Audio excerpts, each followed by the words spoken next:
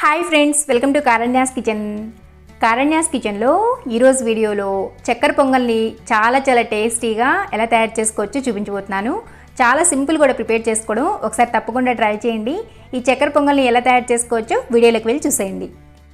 చక్కెర పొంగల్ని ప్రిపేర్ చేసుకోవడానికి ముందుగా స్టవ్ మీద ఈ విధంగా ఒక కుక్కర్ని పెట్టుకుని అందులోకి 1 టేబుల్ స్పూన్ అంతా నెయ్యిని వేసుకోండి.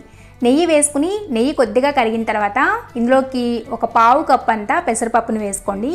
ఈ విధంగా 1/4 కప్ అంత పెసరపప్పును వేసుకుని లో టు మీడియం ఫ్లేమ్లో పెసరపప్పు అనేది ఎర్రగా వేగేంత వరకు కూడా ఫ్రై చేసుకోండి.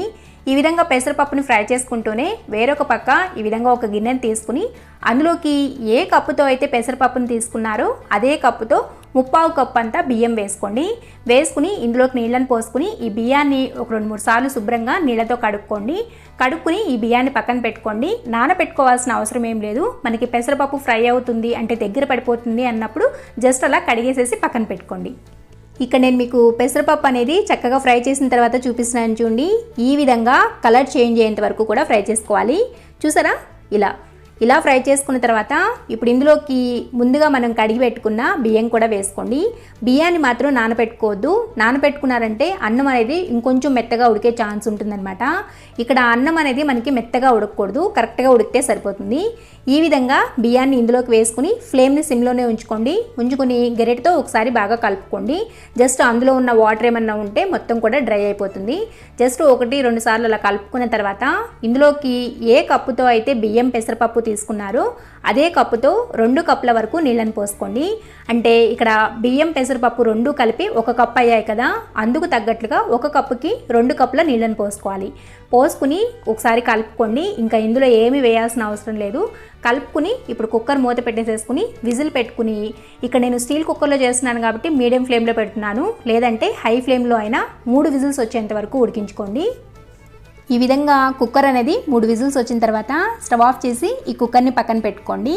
తర్వాత అదే స్టవ్ మీద ఈ విధంగా ఒక ప్యాన్ని పెట్టుకుని అందులోకి ఏ కప్పుతో అయితే పెసరపప్పు బియ్యం తీసుకున్నారో అదే కప్పుతో 1/2 కప్ అంతా తురిమిన బెల్లం వేసుకోండి.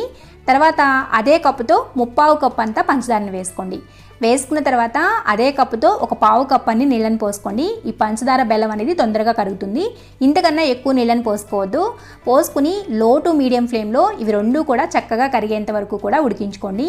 మనకి ఇక్కడ ఎటువంటి పాకం రావాల్సిన అవసరం ఏం లేదు. జస్ట్ అవి 2 కూడా కరిగి సిరప్ లాగా అయితే సరిపోతుంది. ఇక్కడ నేను మీకు బెల్లం పంచదార అనేది చక్కగా కరిగిన తర్వాత చూపిస్తున్నాను చూడండి. ఈ విధంగా కరిగించుకుంటే సరిపోతుంది. ఇలా కరిగించుకునే లోపు మనకి కుక్కర్ కూడా ఆవిరిపోయి ఉంటుందన్నమాట.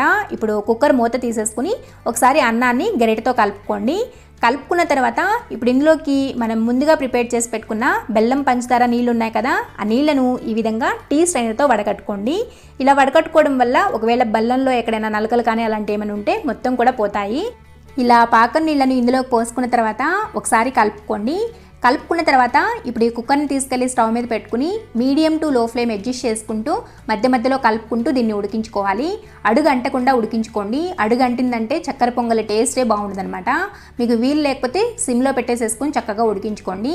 ఇది ఒక పక్క ఉడుకుతూ ఉంటుంది. ఈలోపు వేరొక స్టవ్ మీద ఈ విధంగా ఒక చిన్న ప్యాన్ని పెట్టుకుని అందులోకి 1 టేబుల్ స్పూన్ అంతా నెయ్యిని వేసుకోండి.